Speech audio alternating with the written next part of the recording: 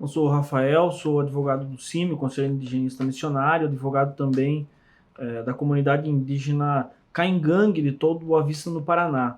Essa comunidade entrou com uma ação rescisória no final do ano passado para desconstituir um processo judicial já transitado e julgado, e nesse processo, então, ocorreu a anulação do processo de demarcação dessa terra indígena.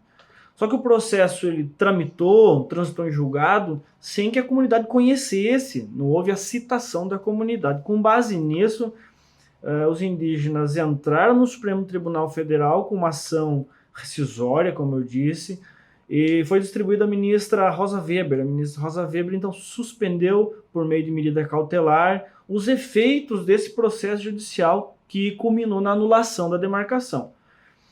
No dia 28 agora de agosto foi finalizado o julgamento com relação ao referendo da medida cautelar deferida no pleno.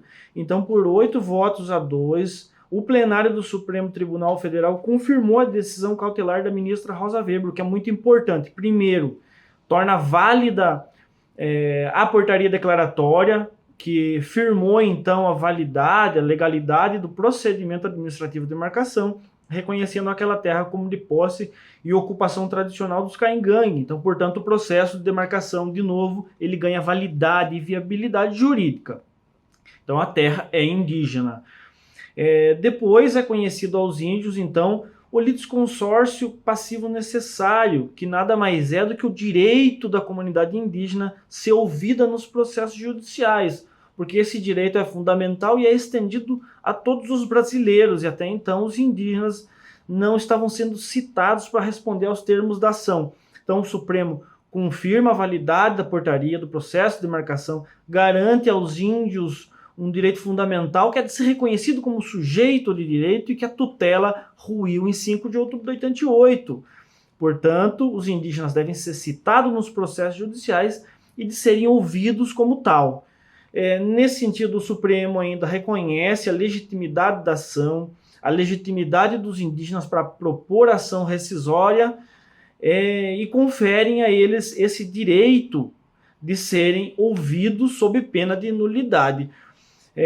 A gente conta com outras ações rescisórias na Suprema Corte, que com 6 ações, 4 delas com medida cautelar deferida. Então, nessas outras ações também a gente acredita que o Supremo vai manter a mesma posição para garantir a efetividade da Constituição Federal, que reconhece aos índios o direito de serem ouvidos nos processos, e mais, dizer que a Constituição Federal opera de forma retroativa, vai no passado resolver os vícios, os problemas, e para anular, inclusive, as ações judiciais, todas elas existentes, onde os indígenas não foram ouvidos, mas tão somente aquelas onde teve prejuízo aos índios, porque se não teve prejuízo, não tem nulidade, como determina a nossa jurisprudência, o entendimento dos tribunais.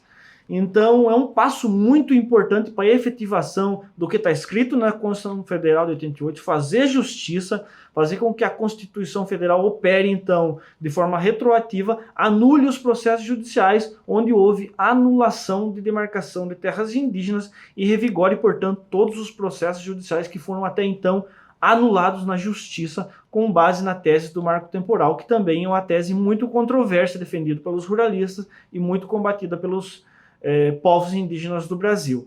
Então, é uma decisão muito importante e nós acreditamos que o STF, com ela, contribuiu para fazer justiça no Brasil aos povos indígenas.